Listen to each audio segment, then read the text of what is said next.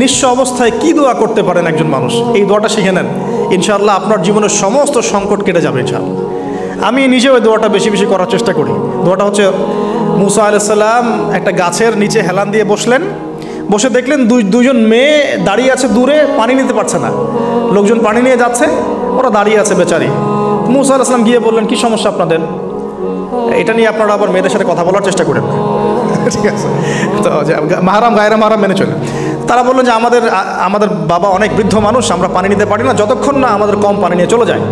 মুসা আলাইহিস সালাম একটু বললাম না, ফিজিক্যালি খুব স্ট্রং ছিলেন, থাকে না বডি বিল্ডার, সামনে গিয়ে কথা বলে সরো পানি দিতে দাও, তখন মানুষ একটু মূল্যায়ন করে না। তো মুসা আলাইহিস সালাম এভাবে পানি নিয়ে দিলেন এবং বাছুরদেরকে পানি পান করালেন, করিয়ে গাছের নিচে এসে বসে আছেন। বসে বসে তিনি দোয়া করছেন, এই যে দোয়াটা তিনি দোয়া করছেন, রব্বি, একটা নেক কাজ করলেন, নেক কাজ করলেন না, মানুষের উপকার করলেন, নেক কাজ করে এসে গাছের নিচে বসে দোয়া করছেন, আল্লাহ এখানে তো আমার খাবার পানি বাসস্থান কিছুই নাই, আমি কি করব? রব্বি ইন্নি লিমা আনজালতা ইলাইয়া মিন খায়রিন ফাকির, রব্বি ইন্নি লিমা আনজালতা ইলাইয়া মিন খায়রিন ফাকির। আবার বলেন, রব্বি ইন্নি লিমা আনজালতা ইলাইয়া মিন খায়রিন ফাকির। অর্থ হচ্ছে, হে আল্লাহ, তুমি তোমার পক্ষ থেকে আমার উপরে যে নেয়ামতগুলো দিবে, আমি এর জন্য ফকির হয়ে বসে আছি। আল্লাহ অর্থ বুঝে পড়বেন ভাই, নামাজ রোজা হজ জাকাত যাই করেন আল্লাহর ওয়াস্তে অর্থ বুঝে পড়বেন। অর্থ বুঝে পড়লে আপনার ইবাদতের স্বাদ পাবেন, তৃপ্তি পাবেন, আল্লাহর সাথে কানেকশন হবে, আল্লাহর নূর পাবেন, মাআরিফত পাবেন, সত্য স্বপ্নও দেখবেন তখন ইনশাআল্লাহ। তখন শুয়ে সত্য স্বপ্ন দেখবেন ইনশাআল্লাহ। আল্লাহ পাক তৌফিক দান করে নেন। এবার আল্লাহ পাকের সাহায্য নেমে আসলো, ওই দুই মেয়ের মধ্যে একজন হেঁটে হেঁটে চলে আসছে। এবার এই মেয়ের হাঁটা সম্পর্কেও কোরআন কথা বলেছে, সুবহানাল্লাহ। এই মেয়ে কিভাবে হেঁটে এসেছে এই হাঁটার বর্ণনাও কোরআন দিয়েছে। কোরআন বলেছে এই মেয়ে হেঁটে আসছে লাজুক পায়ে। এখন আপনি এই পুরো ওয়ার্ল্ডের মেয়েদের হাঁটা দেখেন, লজ্জা আছে? তাহলে মেয়েদের সাথে লজ্জা একটা গভীর সম্পর্ক আছে। এই মেয়ের প্রশংসা আল্লাহ পাক কোরআনে করলেন, লাজুক পায়ে লাজুক ভঙ্গিতে অবনত নয়নে সে হেঁটে আসলো। এখন আপনি কেলে যান, গো টু খেল, আপনাদের টুইন টাওয়ারে যান, দেখেন সবার হাঁটা চলা দেখেন। হায়া লজ্জার কোনো বালাই আছে এখানে? আমি গত লেকচারে বলেছিলাম যে আদম আলাইহিস সালাম এবং হাওয়া আলাইহিস সালাম, ইবলিস তাদের সাথে প্রথম যে আচরণ করেছে ওই ফল খাওয়ানোর পরে, সেটা কি? তাদের গা থেকে পোশাক খুলে পড়ে গেছে, মানে নগ্ন করে দিয়েছে আমাদের পিতামাতাকে, মহাবিশ্ব নগ্ন করে দিয়েছে কে? ইবলিস। তো এখন এই পৃথিবীতে আমরা যারা নগ্নতার চর্চা করছি, তার কার এজেন্ট আমরা বুঝতে বাকি আছে?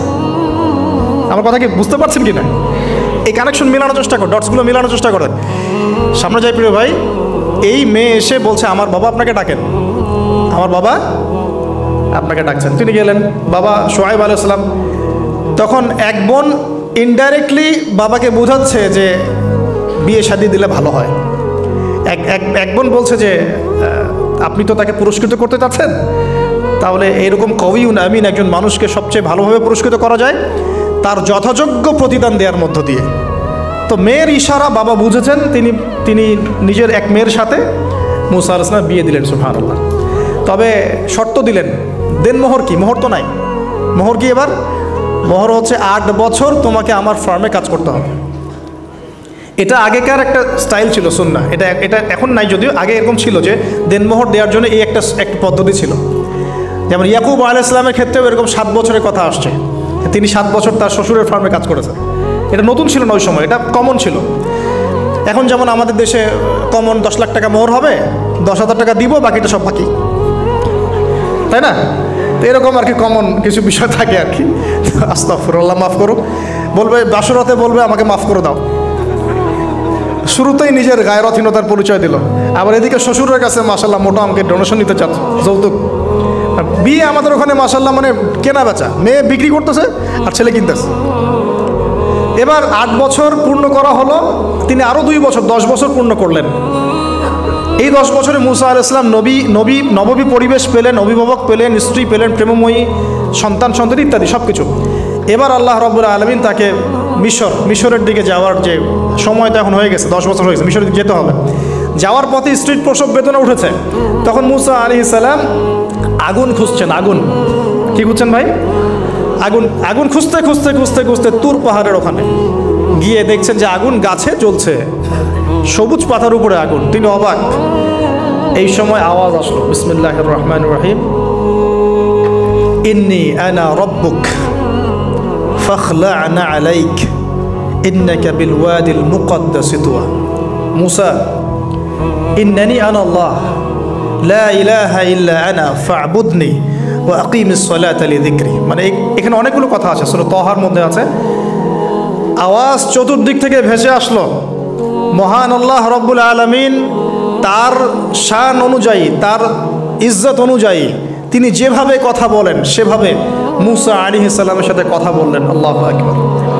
বললেন, ইয়া মুসা, হে মুসা, ইন্নানি আনা আল্লাহ, নিশ্চয় আমি আল্লাহ, লা ইলাহা ইল্লা আনা, আমি ছাড়া কোনো ইলাহ নাই, ফা'বুদনি, তুমি আমার ইবাদত করো, ওয়া আকিমিস সালাতা লিযিকরি, আমার ইবাদতের জন্য সালাত কায়েম করো, আমার জিকিরের জন্য সালাত কায়েম করো, আমার স্মরণের জন্য সালাত কায়েম করো। ফাখলা'না আলাইক, তোমার জুতা খুলে ফেলো, ইন্নাকা বিল ওয়াদিল মুকদ্দাস তুয়া, তুমি তুয়া উপত্যকায় আছো, পবিত্র তুয়া উপত্যকায় আছো। আদব শেখানো হলো, এভাবে অনেক কথোপকথন হলো। নবী মুসা আলাইহিস সালাম ভয় পেয়ে গেলেন এবং আল্লাহ পাক আরও কথা বললেন, ওয়ামা তিলকা বিয়ামিনিকা ইয়া মুসা, তোমার ডান হাতে এটা কি? মুসা আলাইহিস সালাম বলছেন, ক্বালা হিয়া আসায়া আতাওয়াক্কাউ আলাইহা ওয়া আহুশু বিহা আলা গনামি ওয়া লিয়া ফিহা মাআরিব উখরা, এটা তো আমার লাঠি, এটা দিয়ে আমি ডালপালা পারি, আমার ওই যে গবাদি পশু চড়াই। আল্লাহ পাক বলছেন যে এটা ছুঁড়ে মারো, আলকিহা ইয়া মুসা, এটা ছুঁড়ে মারো।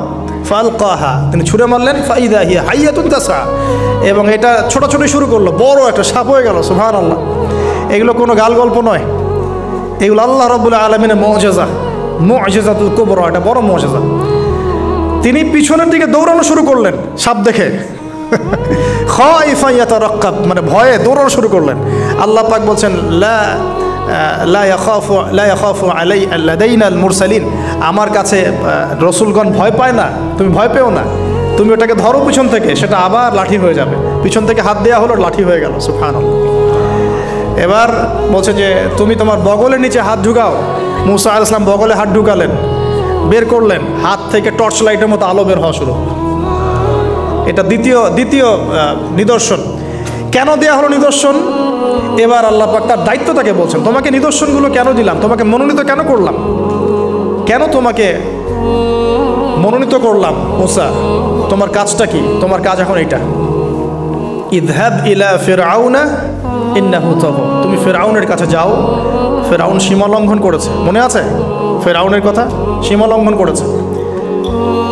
তখন মুসা আলাইহিস সালাম তার অপারগতা প্রকাশ করছেন এভাবে, তিনি বলছেন, আল্লাহ, আমার তো জিহ্বায় জড়তা আছে, আর আমি তো ওখানে এক ব্যক্তি, আমার খুনের অভিযোগ আমার কাঁধে, আমি এখন কিভাবে কি করব আল্লাহ? তখন আল্লাহ রাব্বুল আলামিন বলছেন, এই দোয়াটা করো। কোন দোয়া? মুসা আলাইহিস সালাম বললেন, রব্বি ইশরাহ লি সাদরি, হে আল্লাহ, আমার বক্ষ প্রশস্ত করো, ওয়াসসির লি আমরি, আমার কাজকে সহজ করে দাও, ওয়াহলিল উকদাতাম মিন লিসানি, আমার জিহ্বার সমস্ত জড়তা দূর করে দাও, ইয়াফকাহু কাওলি, যাতে মানুষ আমার কথা বুঝতে পারে। আর আমার সাথে আমার পরিবারের মধ্য থেকে ওয়াজআলনি ওয়াজিরাম মিন আহলি, আমার পরিবারের মধ্যে একজন ওজির আমাকে দাও, সাথী। হারুন আখি, আমার ভাই হারুনকে দান কর। সুবহানাল্লাহ। হারুন আলাইহিস সালামকে নবুয়ত দেওয়া হলো, দুজনকে আল্লাহ পাক এখন বলছেন, ইযহাবা ইলা ফিরআউন, তোমরা দুজন এখন ফিরআউনের কাছে যাও। ফাইন্নাহু তাগা ফাকুলা লাহু কাওলান লাইয়িনা, তবে তাকে গিয়ে কর্কশ ভাষায় কথা বলবে না, নরম স্বরে কথা বলবে। দায়ীদের এখানে সুন্নাহ, দায়ীদের জন্য শিক্ষা আছে, দায়ী আলেম যারা মুবাল্লিগ তাদের শিক্ষা আছে। ফিরআউনের সামনে গিয়ে দাওয়াত দিলেও কীভাবে দিতে হবে? ফাকুলা লাহু কাওলান লাইয়িনা, নম্রভাবে কথা বলো। লাআল্লাহু, কেন নম্রতার সাথে? লাআল্লাহু ইয়াতাযাক্কারু আও ইয়াখশা, হয়তোবা নম্রতা প্রদর্শন করলে সে উপদেশ গ্রহণ করতে পারে, অথবা সে আল্লাহকে ভয় করতেও পারে। আল্লাহ পাক তো আগে থেকে জানেন সে ঈমান আনবে না, তারপরেও আমাদেরকে আদব শিখাচ্ছেন আল্লাহ পাক এখানে। তারা দুজন চলে গেলেন, দাওয়াত দিলেন। ফিরআউন মশকরা করছে, ওয়ামা রব্বুকুম ইয়া মুসা, তোমাদের দুজনের রব আবার কে? হ্যাঁ, মুসা আলাইহিস সালাম বুঝাচ্ছেন, রব্বি আল্লাযী, আমার রব সেই রব যিনি জীবিতকে মৃত করেন, মৃতকে জীবিত করেন, ইত্যাদি। মানে যার হুকুম ছাড়া একটা গাছের পাতাও নড়ে না, যিনি মাটি থেকে সব উৎপন্ন করেন, বৃষ্টি বর্ষণ করেন, সব বুঝালেন। ফিরআউনের বক্তব্য তখন এটাই ছিল, তোমাদের কাছে কি কোনো নিদর্শন আছে, কোনো আয়াত নিদর্শন আছে? হ্যাঁ, নিদর্শন আছে। কি? লাঠি ছুঁড়ে মারলেন, সাপ হয়ে গেল। এখন ফিরআউন বলছে, এটা তো জাদু, এটা কি? আমার জাদুকররা ওটা পারে, জাদুকরদেরকে ডেকে না হলো, জাদুকররাও লাঠি ছুঁড়ে মারলো, সাপ হয়ে যাচ্ছে। কিন্তু এই বড় সাপ ওদের সব সাপকে খেয়ে ফেললো। তখন ফেরাউন কিন্তু ভয় পেয়ে গিয়েছিল। এরপরেও এই হাত বের করে আলোর এই নিদর্শন দেখানো হলো, তাওহীদের দাওয়াত দেওয়া হলো, ফেরাউনকে ভয় করতে বলা হলো, ফেরাউনকে সতর্ক করা হলো যে আমার রব, আপনার রব, সবার রব হচ্ছেন আল্লাহ। সব কিছু বোঝানো হলো, কিন্তু ফেরাউন এই কোনো কথাই গ্রহণ করলো না।